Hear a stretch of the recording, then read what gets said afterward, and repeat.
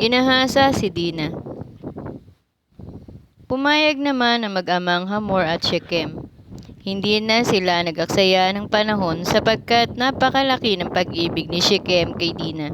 Si Shechem ay ginagalang ng lahat sa kanilang sambahayan. Sa may pintuan ng lungsod, tinipon ng mag-ama ang lahat ng lalaki. Sa Shechem, sinabi nila,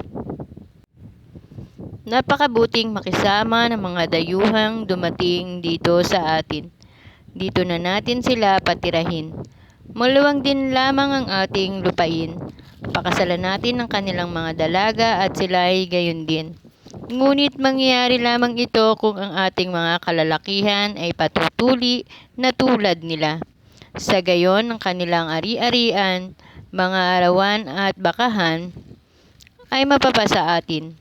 Sumang-ayon ng tayong mamuhay silang kasama natin. Sumang-ayon naman ang panukalang itong mga lalaki at silang lahat ay nagpatuli.